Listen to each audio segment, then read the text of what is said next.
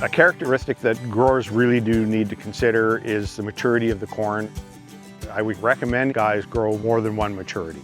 If you go all late, you may have an early frost year, and that's an issue. If you go all early, then generally speaking, the earlier the corn, the lower the yield. So a mixture of the two sort of spreads your risk a bit as far as frost and that sort of thing, but also maybe maximize some yield over the long run. So there's a couple of different ways to measure maturity, okay?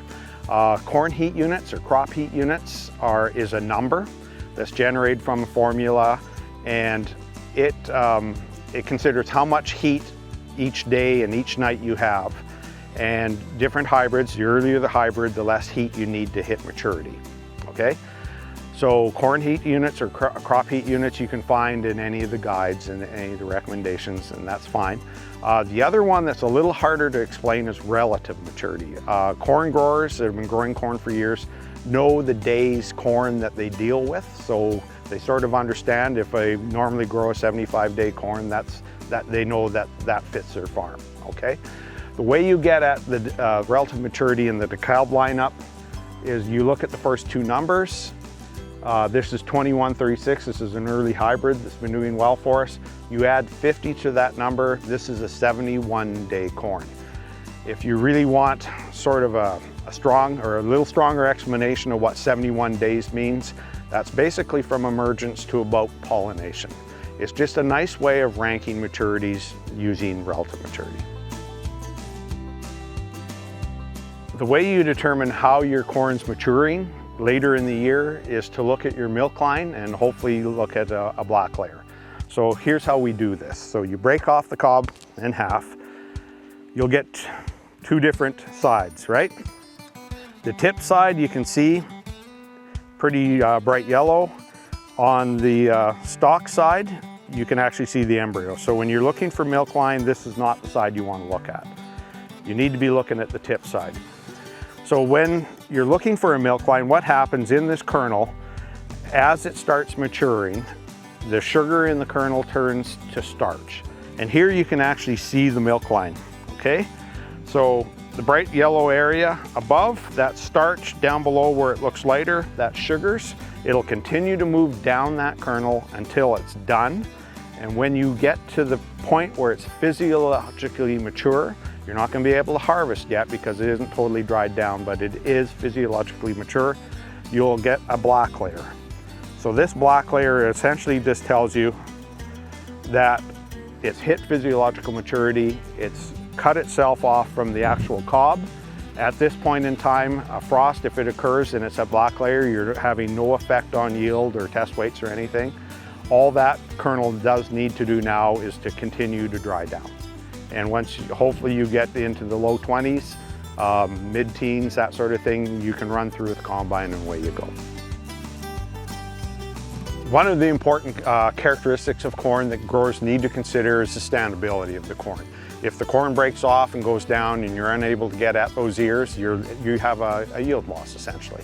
So there are a couple of different ways we could talk about lodging. There's a couple of different ways. What's important in a corn hybrid is strong roots and a strong stem. So you can have root lodging and stem lodging. So here we have a hybrid here where we've had a bit of breakdown. So if you get down and have a look here, you can see as you're looking down the row that it's not very clear and you can't see through it very well. So there has been some breakage. So here's a perfect example of this is stem lodging where it's not broken off at the root, but it's broken off below the ear.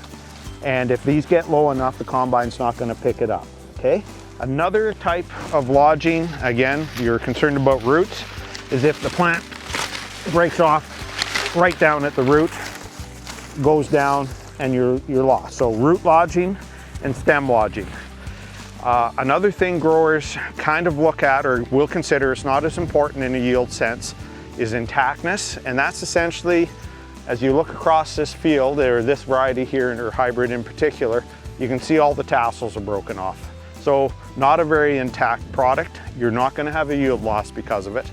But as you look at some of these other hybrids, looking over, you see the tassels here still, so a little more intact. Here's an example. This is a DeKalb variety here. When you get down and look through this row, you can see all the way down. Good roots, good stalks, and in general our breeders have done a very good job taking those characteristics and avoiding any losses due to lodging. Determining when to harvest a crop is very important. Most crops you might wait till the crop is dry, but in the case of corn, you want to start in that low to mid 20% moisture range. So going out in that mid 20s is probably a good thing to do.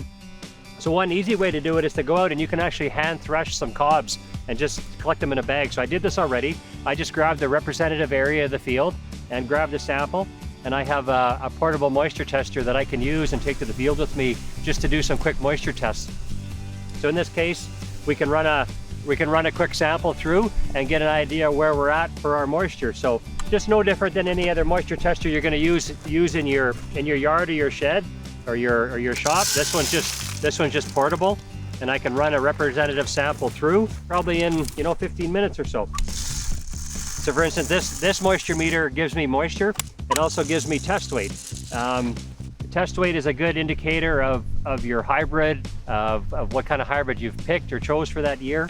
It helps you determine where you're at. So for instance, in this case, our moisture is 19.8% and our test weight is 55.1 pounds. So indicates that we've had a pretty good dry down so far this fall, and harvest, we're gonna start right away.